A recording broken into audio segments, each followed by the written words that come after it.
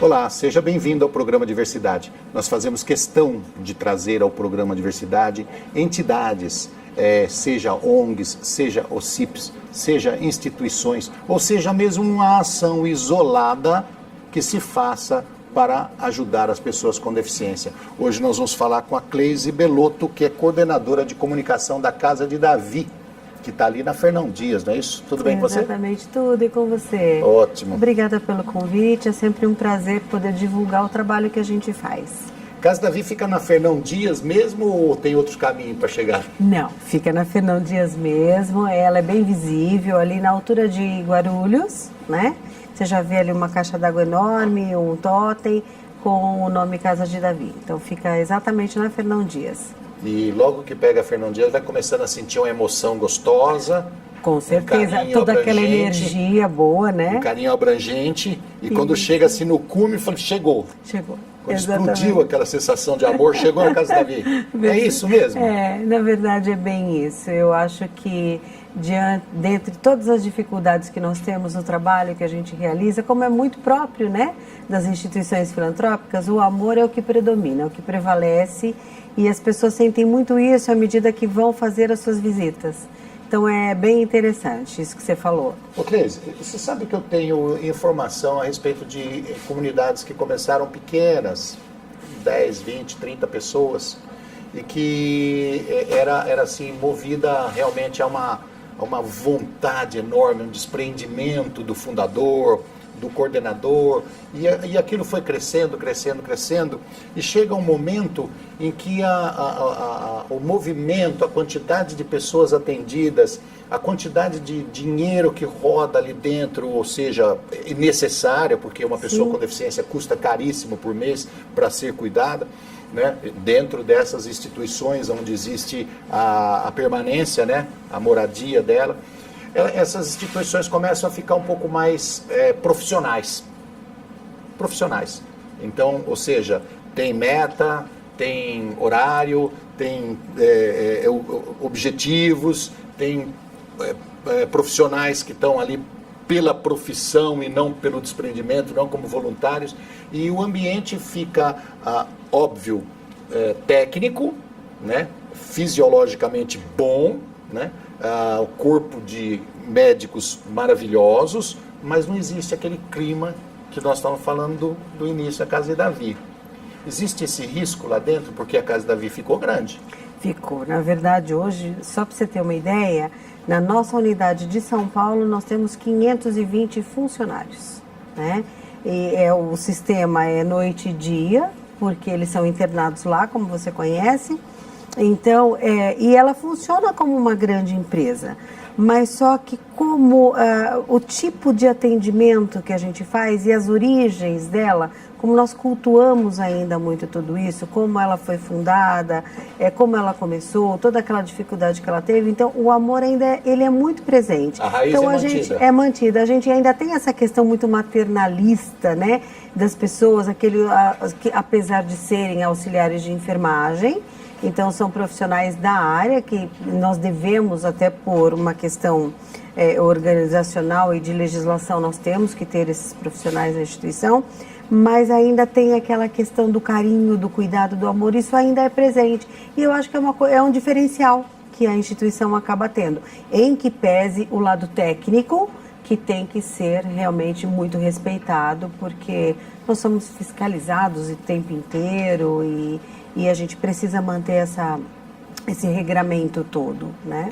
Isso, eu toquei nesse assunto, Cleise, porque faz tempo que eu estou para dar um recado aí às grandes instituições, essas grandes mesmo, essas que têm centenas de assistidos. Correto. Que é o seguinte, eu acho que a profissionalização dentro dessas entidades, ela tem que existir na parte administrativa, principalmente, certo? Que precisa ser prestado contas à sociedade e ao governo, certo? O governo não deixa para lá, vai lá ver a prestação de contas. Tem que ter uma transparência na gestão, tem que ter profissionalismo, sim, na parte administrativa, na parte jurídica e até mesmo em alguns setores da parte médica, certo? Mas, por exemplo, eu não acho que uma pessoa que trabalha numa casa de Davi, por exemplo, tem que ter um médico, tem que falar assim, olha, você tem que atender 150 pessoas no dia. Isso está fora de cogitação para mim. Está fora de cogitação.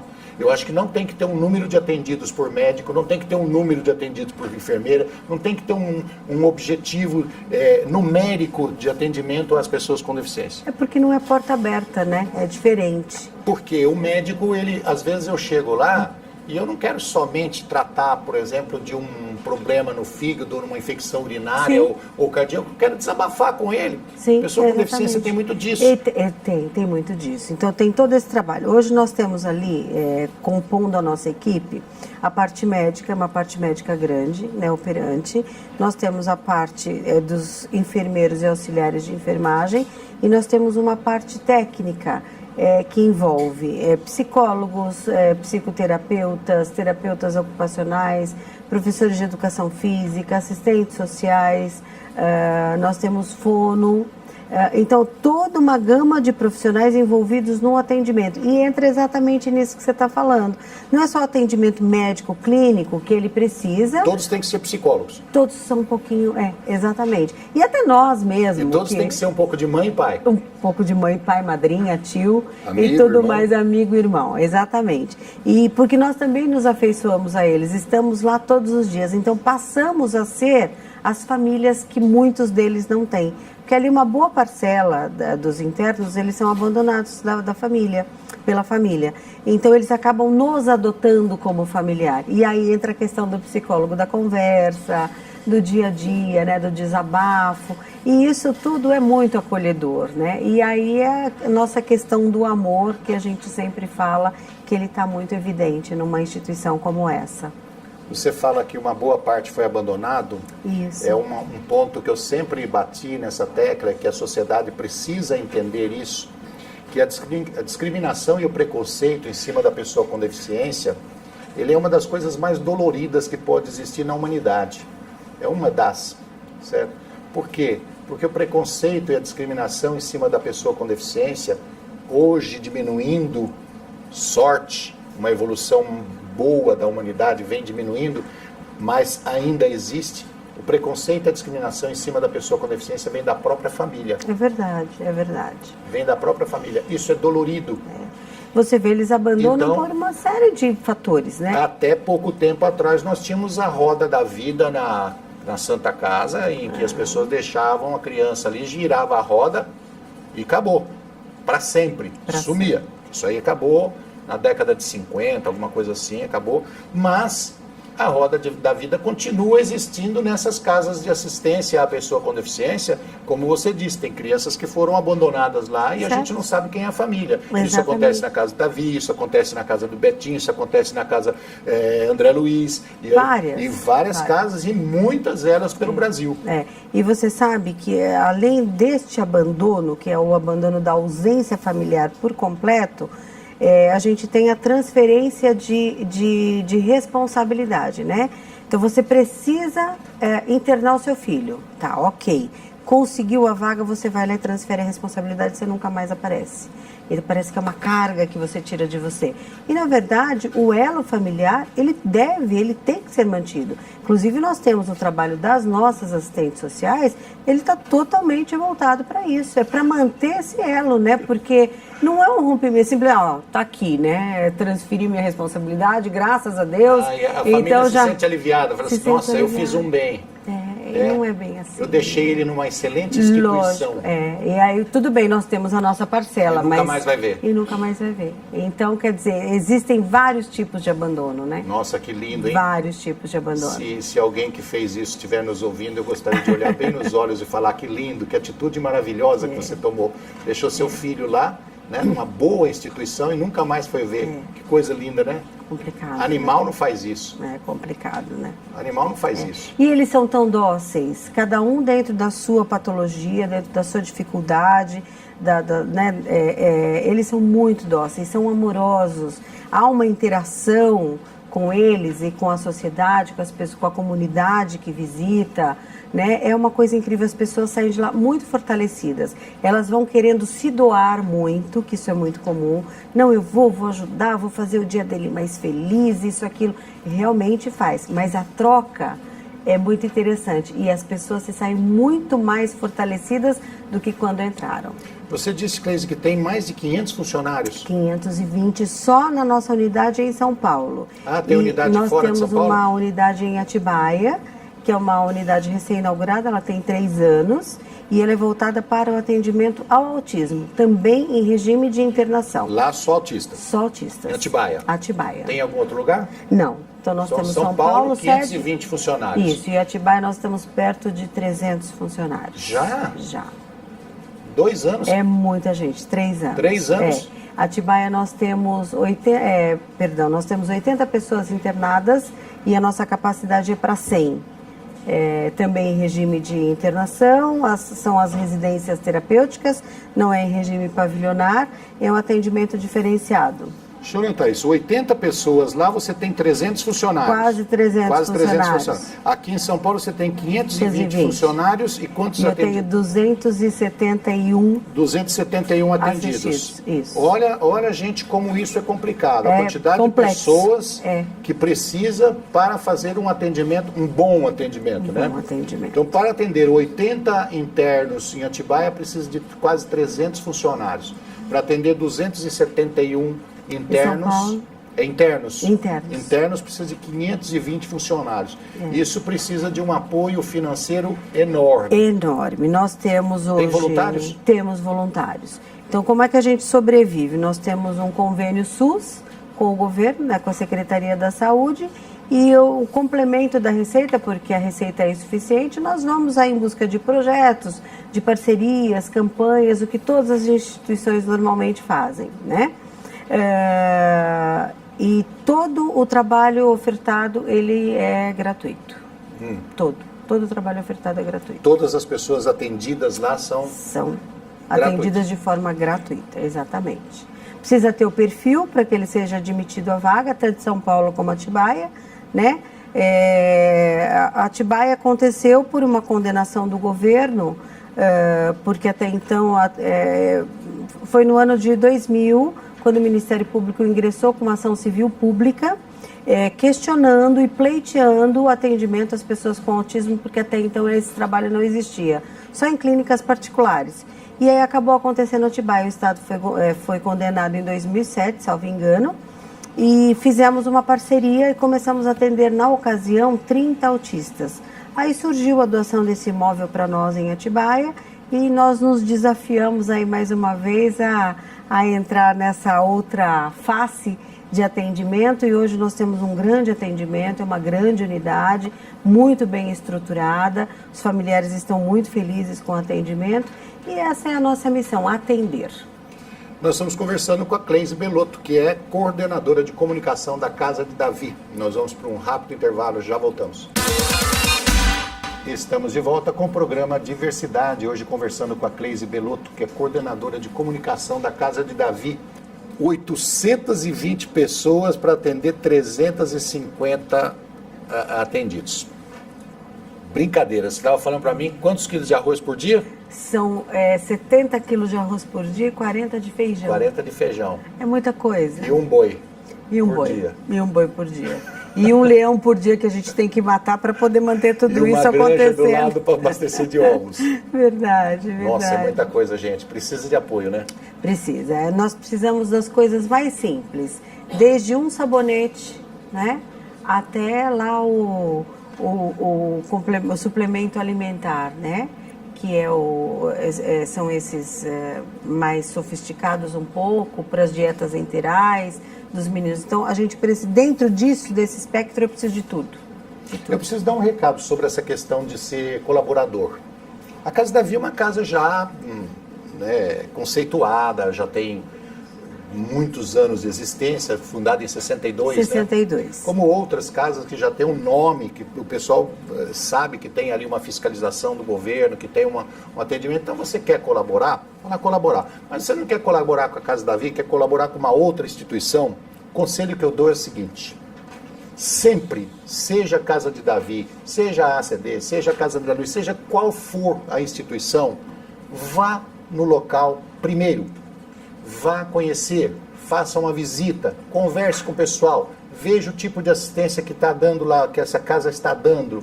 E depois você entra como um colaborador assíduo, um colaborador que sabe o objetivo da sua doação, que sabe o que estão fazendo com a sua doação. Eu digo isso porque, infelizmente, existe lugares em que você doa e que não é real. Minha mãe doou durante 4 anos para uma casa que cuidava de crianças abandonadas, certo? E um dia eu peguei ela e falei, vamos lá conhecer a casa. E a casa não existia, só a vizinha falou que tinha um monte de motoqueiro lá, que andava para lá e para cá. Eu falei, mas não tinha criança? Não, nunca teve criança aqui. Então esse pessoal que pede por telefone e tal, não estou dizendo que eles são do mal. Não estou dizendo isso.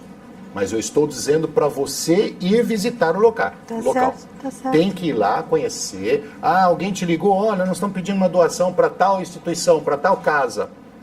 Me dá o endereço, eu vou aí te visitar e vou ser um doador. É importante conhecer o trabalho também, né? É o que você falou, se existe o trabalho, se existe o assistido, e né? O trabalho é a bem transparência, feito. se o trabalho é bem feito, a transparência de tudo isso. Quantas vezes nós temos visto aí na televisão asilos que tem nome, chega lá, os velhinhos estão sendo maltratados, dormem em chão, com sujeira, não tem comida adequada. Então você chega num ambiente desse, como é que você vai ser doador? Claro, você tem que Como saber é que o que você está ajudando. Como é que você vai colaborar para continuar aquele sofrimento, aquele martírio das pessoas que estão ali? Então você precisa ir lá, até mesmo por 2 motivos. Ser um doador, né, contumaz, ser um doador realmente com vontade de fazê-lo, ou denunciar o lugar. Tá certo, são as 2 possibilidades. Ou denunciar o lugar. Ó, eu vim aqui, eu ia fazer uma doação, mas eu vou sair daqui, vou denunciar vocês para vigilância sanitária e por diante. Tem que fazer. Mas a Casa de Davi está fora de qualquer suspeita. Nós já temos 54 anos, né, de existência, é um trabalho muito grande, é um trabalho muito difícil, passamos por fases bastante difíceis. Hoje também, até pelo cenário do país, as doações diminuíram muito, então a gente também sente esse impacto, né? Há um efeito cascata que acaba nos atingindo também. Então é sempre o nosso apelo, conheça e ajude, né? Dentro daquilo que você pode. É sempre bom, né? Sempre Nós bom. estamos falando de dificuldades e de judiação. A Casa de Davi teve uma época, na década de 80, se não me engano, na década de 80, ela passou por um mau bocado. Maus bocados. Teve um administrador lá que, a gente não vai citar nome e tal, mas que fez uma péssima administração. Péssima gestão. Péssima gestão. Casa de Davi caiu aí no noticiário. Nem me fale. Graças a Deus passamos dessa fase. Hoje a gente vive um momento muito especial. E para que serve o tombo? Exatamente. Para nos... E levantamos mais fortalecidos, né? Hoje nós temos uma diretoria toda voluntária, né?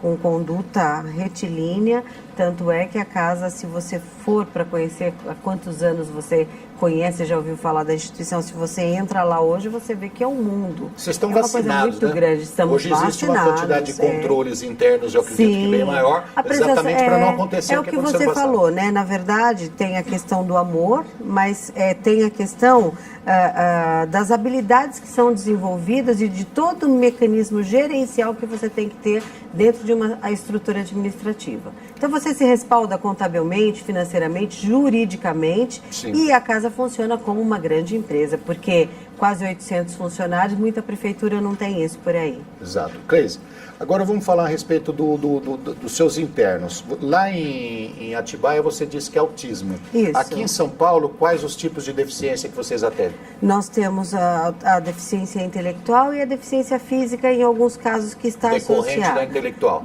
Decorrente da intelectual. Então esse é o perfil de público que nós atendemos. E Atibaia é somente autistas num nível mais elevado também, que eles falam hoje que seria o autista de baixo funcionamento, que é aquele que precisa da internação, que a família não consegue conviver com ele dentro de casa.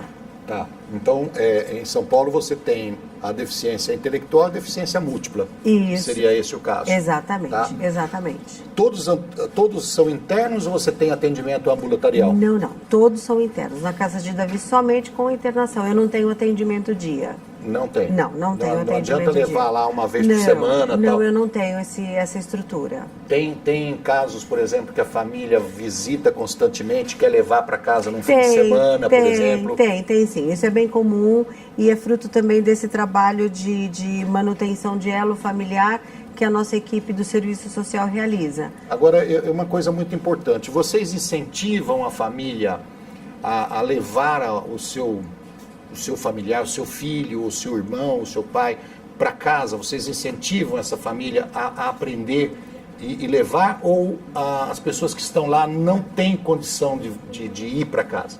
Olha, nós temos alguns casos que são os casos mais graves, que são os acamados que nós falamos. É lógico que depende de toda uma... Quase uma UTI. É, quase uma UTI para você retirá-lo de lá. Então nem é tão adequado, né?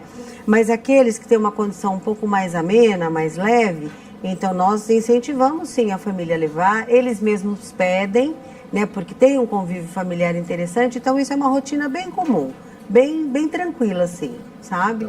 Fora o tratamento médico que eles recebem, Tá. Óbvio que você disse que tem vários profissionais de Sim. diversos tipos de área, existe algum outro tipo de atenção que vocês dão, seja, por exemplo, escolaridade, diversão, esporte, tem isso? Sim, na verdade toda essa equipe ela trabalha uma gama de possibilidades, né? Nós temos um projeto que é para diminuição de preconceito e inclusão na sociedade, chamado Casa Vida. Então nós temos ali cerca de 15 assistidos, mais ou menos, que moram extramuro da Casa de Davi. Então são residências assistidas que nós mantemos, e eles aprendem ali toda a parte de organização da casa, o convívio com o entorno, ir uma padaria, fazer uma compra, tudo isso com essa liberdade supervisionada. Então é um projeto muito bonito que nós temos. Nós temos o projeto do yoga, que também é uma terapia alternativa que é aplicada nos meninos, e as respostas são muito boas. É a questão de manter o equilíbrio e o eixo central, é uma coisa que eles respeitam as vozes de comando, eles aprenderam isso dentro do yoga, é bem interessante. E nós temos grupos de voluntários que, unidos à nossa equipe, promovem passeios externos, de toda ordem. Então, na verdade, eles levam uma vida bem como se fosse a nossa, sabe? Sabe o que eu geralmente faço essa pergunta para as grandes casas que vêm aqui, que faz esse tipo de tratamento. Uma coisa muito simples, para explicar para você que não tem nenhuma pessoa com deficiência, não tem relacionamento. Você tem um filho na escola, você percebe que ele não vai bem em matemática, mas em geografia vai ótimo. O outro lá, o coleguinha dele, não vai bem em geografia, mas em arte, pintura vai muito bem. O outro em música vai bem, nas outras matérias não vai bem. O outro gosta de literatura, o outro não gosta de matemática, e aí por diante. Isso por quê? Porque nós temos comprovadamente 8 inteligências, certo que elas são distribuídas, e a gente nunca é bom em tudo, né? E a gente nunca é mal em tudo. E isso não muda para a pessoa com deficiência. Então nós precisamos descobrir as potencialidades da pessoa com deficiência, que também tem essas 8 inteligências. Às vezes um pouco mais agravada, às vezes não, mas tem. Verdade. Então é necessário que a instituição que tenha, principalmente internos, dê a eles condição de pintura, de arte, de música, de esporte, de conhecimento matemático e aí por diante, para descobrir as potencialidades dele. Não que ele vá sair dali formado, engenheiro, alguma coisa, mas ele tem um ganho social. Sim. Com certeza. Isso é importante. Com certeza. Nós temos todas essas faces, nós temos dentro da instituição, mesmo porque ele é um morador. E você precisa diminuir a ociosidade dele também. Então ele precisa estar entretido o tempo inteiro com alguma coisa diferente. Então nós temos as oficinas terapêuticas, nós temos a parte musical, nós temos os passeios que são muito, assim, eles gostam demais, né? A receptividade deles é muito boa.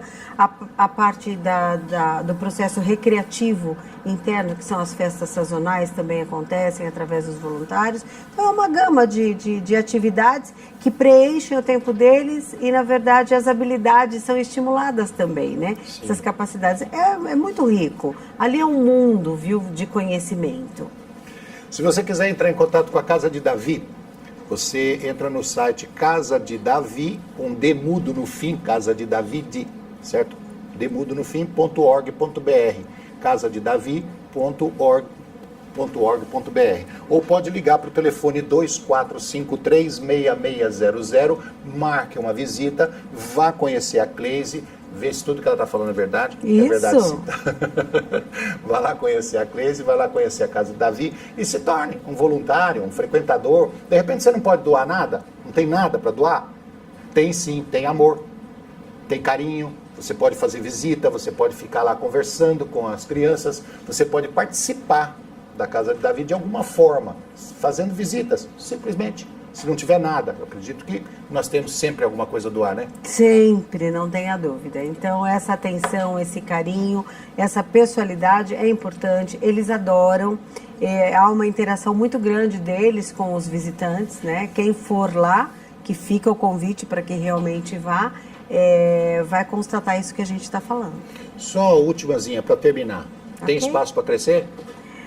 Pois é, isso aí é um problema, né? Nós temos área física, mas não temos área estrutural, edificação. E não tem din-din. Para isso. E Tá não bom. tem din-din também. A vontade existe. Vai arrumar. A vontade existe, as coisas acontecem. Nós conversamos com a Cleise Belotto, que é coordenadora de comunicação da Casa de Davi. Obrigado por você ter vindo aqui. Eu é que agradeço ter podido falar um pouquinho do trabalho que nós realizamos de uma forma tão prazerosa e tão casual, de maneira informal. Foi muito gostoso. Fica o convite para que você e quem está nos assistindo conheça de fato a Casa de Davi, veja a transparência do nosso trabalho e como o trabalho é realizado como missão no dia a dia, porque missão dada é missão cumprida. Então nós estamos nessa linha. Muito obrigada por tudo. Obrigado, Cleise. Obrigado a você de casa que esteve conosco no programa Diversidade. Nós esperamos na próxima semana. Um abraço, até lá.